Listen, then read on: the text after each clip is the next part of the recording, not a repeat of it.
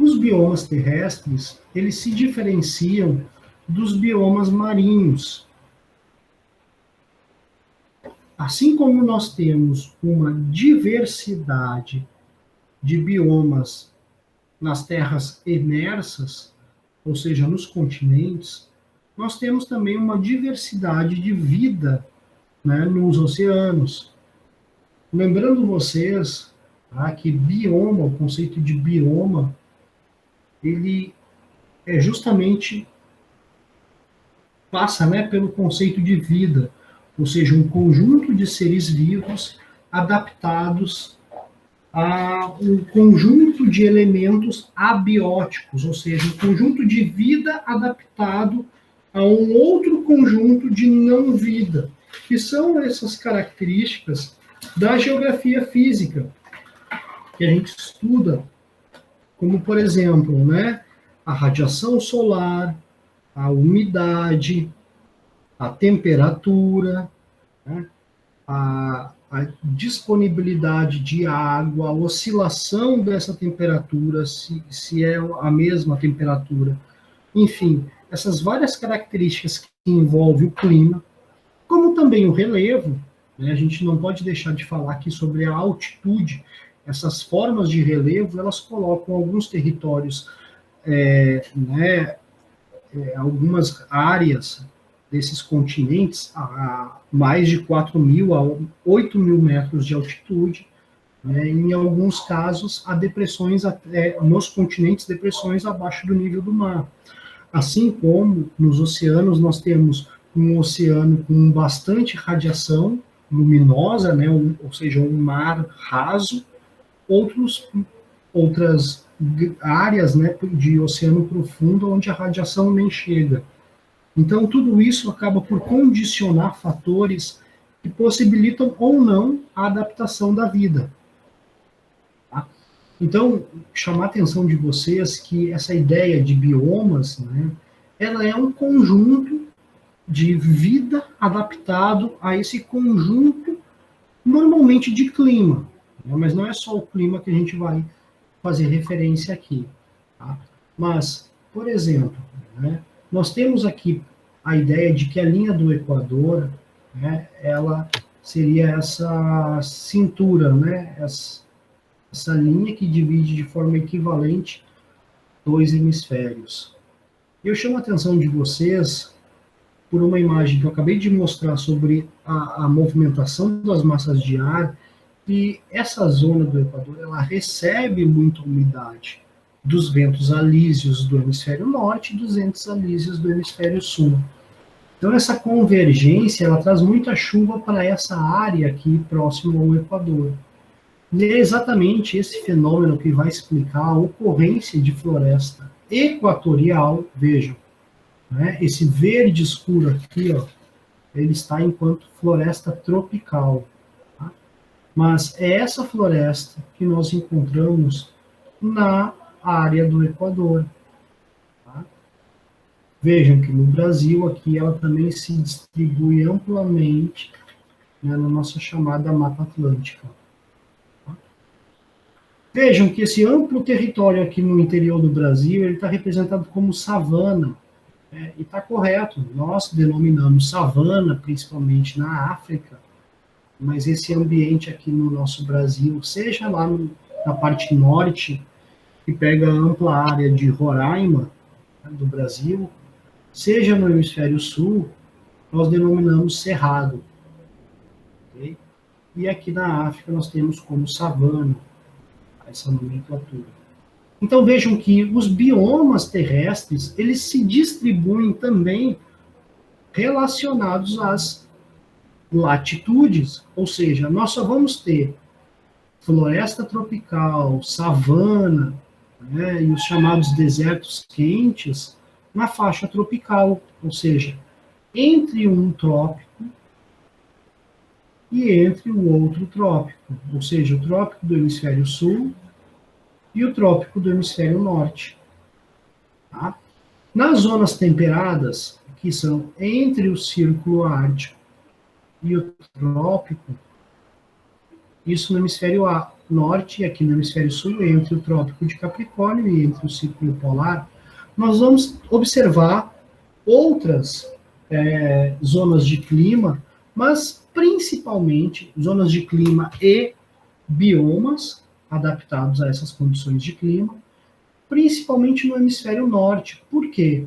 Porque no hemisfério sul, nessa chamada faixa temperada, que vai do círculo polar até o trópico, nós temos muito mais continente no hemisfério norte, comparado a essa faixa temperada que vai do Trópico de Capricórnio ao Círculo Polar Antártico no hemisfério sul.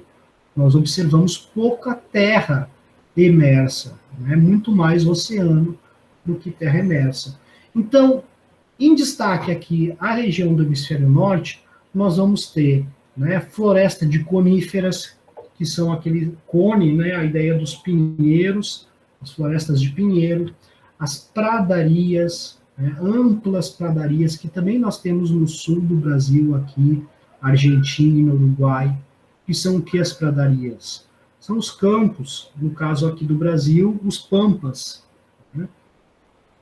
Nós temos as florestas temperadas, ou seja, aquelas que no inverno, antes do inverno ainda, no outono, né, começam a ter suas folhas em vários tons, amarelando, né? Então aquela cena clássica do outono, as folhas se caindo, né, dos carvalhos, e o inverno, os carvalhos sem flores, né?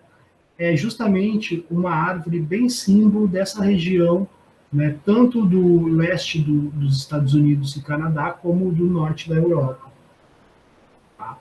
Chamo atenção para esse tipo bem específico de clima chamado Mediterrâneo, né, que ele ocupa as margens do mar Mediterrâneo, que é caracterizado por um verão seco e um inverno úmido, né, diferente do que a gente observa, né, em outras regiões aqui também temperadas, que tem o verão úmido e o inverno seco.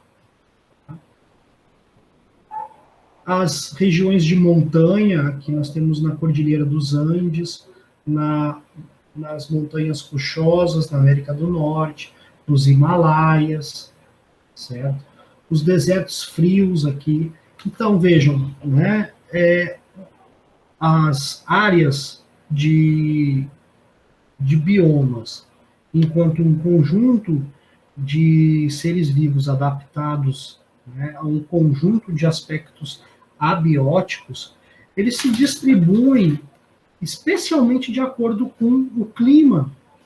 E a gente vê que o clima, ele está relacionado, né, com as zonas de latitude, se é tropical, se é polar, se é temperado, e também a altitude, ou seja, o relevo. Então, nos ajuda a compreender a própria distribuição desse tipo de clima aqui, por exemplo, o de montanha, na América do Sul, a compreensão da tectônica de placas, né, que ergue esse tipo de relevo, né, impede a circulação de massas de ar úmida, por exemplo, né, ao longo aqui do Pacífico, que entram, né, nessa zona equatorial pela América do Sul, e acabam sendo impelidas a retornar aqui, os chamados rios voadores, né, que é um sistema de circulação atmosférica bastante presente na América do Sul, que são esses ventos aqui na Amazônia, né, chegando nas proximidades da Cordilheira dos Andes, eles retornam, né, se projetando para sul. Tá? Enfim, aqui para mostrar para vocês um pouco, então, desse zoneamento dos biomas no planeta, né, nos continentes. Nesse primeiro a gente tem a floresta tropical, perene, né, com as folhas verdes o ano todo, pelo menos predominantemente, feito o nosso juazeiro, né? O juazeiro fica verde o ano todo, é uma folha perene folha. Né? Já o umbuzeiro, que perde as suas folhas na estiagem, ele é um tipo de planta que se observa bastante nas caducifólias, que perde sua folha na estação fria, né? Vendo aqui, ó, no verdinho claro, né, essa floresta temperada decidual, ela perde suas folhas no inverno. O nosso umbuzeiro também perde as folhas, né, mas não é no inverno frio, né, e sim numa estação seca, uma estação de estiagem. Então, essa imagem aqui já caracteriza, né, essas diferentes cores aqui entre as árvores, uma estação em que elas perdem suas folhas. Aqui a ideia de savana, né, uns arbustos esparsos, né, uma vegetação rasteira. Aqui a floresta de coníferas representada, né, os pinheiros, né, que são bastante resistentes, e então são a principal árvore que domina esses ambientes, né, frios, em já limite com a tundra. Aqui um ambiente de deserto, quase sem vegetação, e nessa outra aqui a chamada pradaria, né, esse ambiente mais ondulado, cheio de dominado por vegetação rasteira. Vejam, né, nós temos a área de Caatinga, que já entra numa transição aqui para Cerrado, a Mata Atlântica no leste, tá? A Amazônia e os Pampas enquanto pradaria, né, naquela área de pradaria que eu chamei a atenção. Eu vou chamar a atenção de vocês que o Pantanal aqui, ele está como um bioma, porém, tá, existem vários autores que defendem que o Pantanal seja uma área de transição do que propriamente um Pantanal, do que propriamente um bioma. No Pantanal nós encontramos transição tanto de Mata Atlântica, de Cerrado, quanto da Amazônia. Tá? Então, ele é muito mais uma planície, ou seja, uma forma geomorfológica, né, que, no que diz respeito à vida, ao conjunto de espécies, né, eles é o que nós chamamos de ecótono. Ecótono seria um ambiente que se encontra muitas espécies próprias de outros biomas. Tá? Então, aqui eu chamo a atenção de vocês para essa classificação, mas aqui vejam que eu já trago uma outra bem semelhante, assim, um zoneamento muito semelhante, porém, numa abordagem distinta. Aqui, a Absaber, né, em 2013, ele propõe o chamado domínio morfoclimático, ou seja, não é exatamente o bioma enquanto um conjunto de espécies, e sim é a forma do relevo no que diz respeito a esse conjunto de fenômenos climáticos que atuam na superfície. Claro que é inegável aqui a ideia da vegetação, né? Porque a vegetação é essa cobertura que se impõe na paisagem, especialmente na paisagem visual. Né? Então, aquela fotografia que a gente distingue, né, uma área, um campo de uma floresta, como eu estava aqui tentando descrever para vocês, né, a partir de fotografias, de imagens, né, nessa distinção, né, o aspecto visual, muitas vezes, a vegetação é preponderante. Tá? Mas, quando a Absaber propõe esta classificação, tá, ela, inclusive, ela é muito a calhar, porque, vejam, entre a Caatinga, aqui, em marrom escuro, tá, e o próprio Cerrado, que domina aqui no centro do Brasil, né, nós não temos um limite estanque, né, onde começa um e termina outro. Nós temos a chamada área de transição.